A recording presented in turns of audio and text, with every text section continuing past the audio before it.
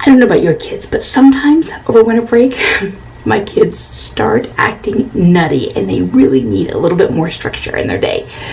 But I don't want to pull out curriculum. So today I'm going to share with you some resources that you can use that will still promote learning and some structure to your day, but won't feel like you're doing school. If you are new here, welcome. My name is Tricia. I am a homeschooling mom to 3 kids. This is our 10th year of homeschooling. My kids are 14, 10, almost 11, and 8. And this video is a collaboration with Mommy and Mia Homeschool Chronicles. So when you are done, you'll want to make sure that you go visit her channel and the rest of the ladies participating in this collaboration. Links will be down below. And I will try to remember to put the collaboration playlist at the end of my video as well. So, activities to do.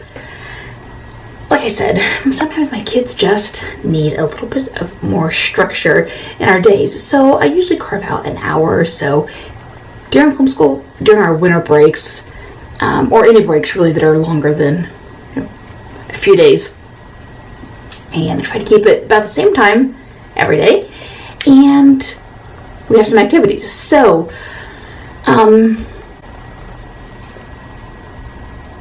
wait, before I go any further, I do want to point out I have a printable pack that is something for you to do, and it is a list of different tasks that is helpful for you as a homeschool mom to complete over Christmas break, or winter break, whatever you take.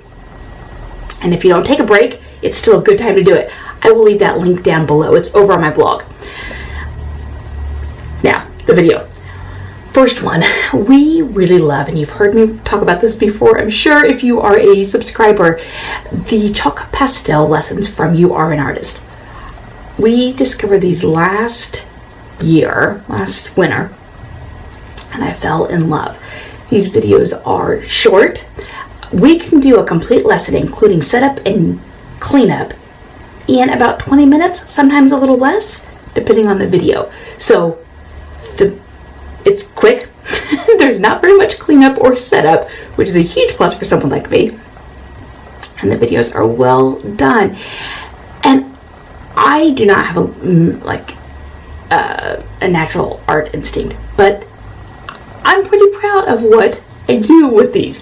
So they're great. They're inexpensive. We've done both the video and the video series and the ebooks, and I much prefer the videos. If you already have some natural art talent, or you've taken art classes and whatever, and you feel comfortable, and the ebook may be just fine for you. For me, I really like the videos. You can buy them, but she also has free ones over on her Facebook page and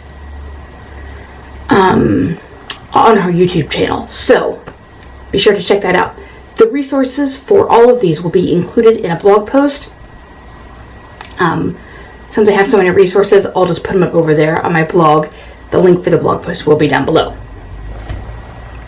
Next one, winter documentaries. My kids love documentaries. They learn quite a bit from them, and they're a great way to kind of, if the weather's bad or things are just getting crazy, they're a sure way to calm down. My kids, especially my boys, they both just absorb it all. I have a list over on my blog of winter themed activities, so that will be included in the blog post for this video. There are all kinds of different ones, some that are less learning, such as I think it's called the Tree Man. We watched it last year, and it follows a guy who comes down from Canada, I believe, to New York City to sell Christmas trees every winter. He sells them on the street. So there's more like that, all the way to shows that are more heavily learning, like Planet Earth. So those are a great thing for us. Number 3, math storybooks, such as the series by the Circumference series, SIR Conference. There are 9 books in that series, and they are great books. I never thought that math would be like a great storybook, but they really are, and there's a lot out there. The circumference one is just the ones that we have read. We've gone through them a couple times. We will also do some additional Life of Fred. My oldest my middle really likes Life of Fred, so I promised him we would do extra Life of Fred. We do it during the school year too, but we're going to try and finish the new book that he just got, Fractions.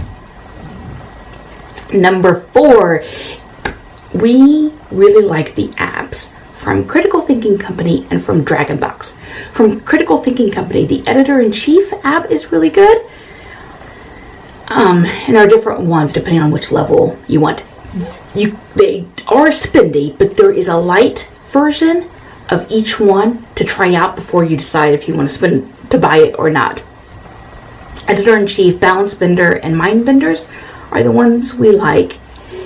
And Balance Benders is a math one. And then Editor-in-Chief obviously is a editing one. And then Mind Benders, Logic. And then the other apps that we like are from Dragonbox. We have purchased and used the Geometry one and both Algebra apps. The Algebra apps, there's one that's like ages 9 and up and 12 and up. The 9 and up, my youngest completed when he was, I think, 6 or 7, maybe 7. He needed a little bit of help here and there, but for the most part, he was able to do it independently. And then he's completed all of the Geometry one as well. And my oldest, my 14-year-old, has as well. So there's a definite range on them. You're not just for, you wouldn't be buying it just for one kid. And you can have multiple profiles on them. So it's really good if you do have multiple people in your family, because both apps from Dragonbox and Critical Thinking Company are on the pricey side. The Dragonbox ones are less than the Critical Thinking Company ones, though. And just lost my things, my notes. 1, 2, 3, 4, 5. This one is a video that I did last year, and it's called The Great Thanksgiving Listen by StoryCorps. You may know StoryCorps. On Fridays on NPR, they do short little stories from them, and they tell the stories of real people. Now, it says Thanksgiving Listen because it's made to be done at Thanksgiving, but you can do it anytime. It is fantastic. It will take your children through the process of setting up for an interview and then interviewing someone in your family. And there are different questions. There are really interesting questions. We did this last year with the grandparents. And it was a wonderful way for the kids to get to know their grandparents in a way that they, more on a person-to-person level rather than on a grandchild to grandparent level.